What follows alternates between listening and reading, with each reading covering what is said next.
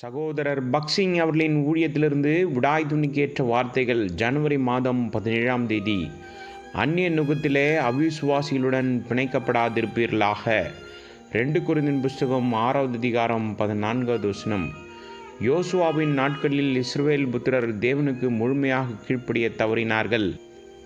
எபூசியரை துரத்தவில்லை. பென்யமீன் கோத்திரத்தார் இந்த ஜனங்களை தங்களுக்கு தண்ணீர் எடுப்பதற்கும் விறகு வெட்டுவதற்கும் வேலையாட்களாக வைத்து கொண்டார்கள்.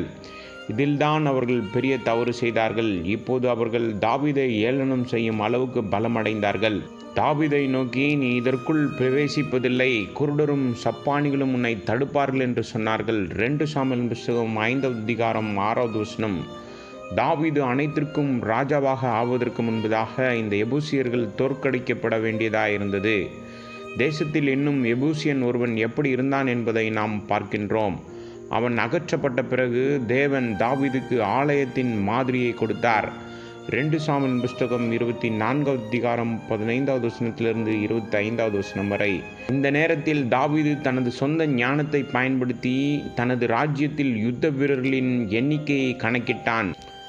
பலத்திற்காக தேவனுடைய வார்த்தையை சார்ந்திருப்பதற்கு பதிலாக அவனுடைய கண்கள் படை வீரர்களின் எண்ணிக்கையை நோக்கி சென்றது. இதனால்தான் தேவன் அவனை அர்வனாவின் களத்திற்கு அழைத்து வந்தார்.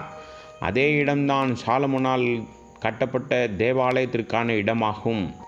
பின்பு சாலமோன் ஜெருசலேமிலே தன் தகப்பனாகிய தாவீதுக்கு காண்பிக்கப்பட்ட மோரியா என்னும் மலையில் எபூசியனாகிய ஒர்னானின் களம் என்னும் தாவீது குறித்து வைத்த ஸ்தலத்திலே கர்த்தருடைய ஆலயத்தை கட்டத் துவங்கினான். 2 நாளாகமத்தின் புஸ்தகம் 3வது அதிகாரம் 1வது வசனம். ஆபிரகாம் தன் குமாரன் ஈசாக்கை பலிபீடத்தின் மேல் பலியிட்ட இடமும் இதுதான். இவ்வாறு தாவீது முழு ராஜ்யத்தின் மீதும் ராஜாவாவதற்கு முன் எல்லா எபூசியர்களும் தேசத்திலிருந்து முற்றிலுமாக அனுப்பப்பட வேண்டியதாயிருந்தது. இந்த எபூசியர்கள் மறுபடியும் பிறக்காத மனிதர்களை பற்றி பேசுகிறார்கள். அவர்கள் உலக ஜனங்கள். தேவனுடைய ஆலயத்தில் அவர்களுக்கு அதிகாரம் கொடுக்கப்பட்டால் எபூசியர்களைப் போல அவர்கள் பலமாகிறார்கள். மறுபடியும் பிறக்காதவர்களுக்கு தேவனுடைய வீட்டில் எந்த பங்கும் இல்லை. அதுபோல தேவனால் அழைக்கப்படாதவர்களுக்கும் தேவனுடைய பணியில் பங்கு இல்லை.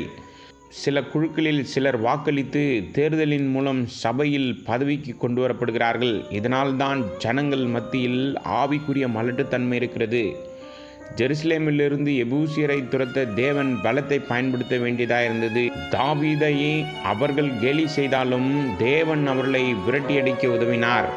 அவன் எபூசியரை துரத்திய பின்பு அவன் செழிக்க ஆரம்பித்து பெரியவனானான். தாவீது நாளுக்கு நாள் விருத்தியடைந்தான். சேனைகளின் தேவனாகிய கர்த்தர் அவனோடு கூட இருந்தார். 2 சாமுவேல் புஸ்தகம் 5வது அதிகாரம் 10வது வசனம்.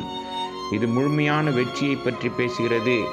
எனவே நட்பில் அல்லது திருமணத்தில் அல்லது வேறு எந்த உறவிலும் எபூசியர் யாரும் நம் வாழ்வில் வராமல் பார்த்து கொள்ள வேண்டும். இவ்வாறே எந்த எபூசியனுக்கும் தேவனுடைய ஆலயத்தில் எந்த பங்கையும் கொடுக்கக்கூடாது. மறுபடியும் பிறக்காதவர்களுக்கும் தேவனுடைய ஊழியத்திற்கு அழைக்கப்படாதவர்களுக்கும் தேவனுடைய வீட்டில் பங்கில்லை.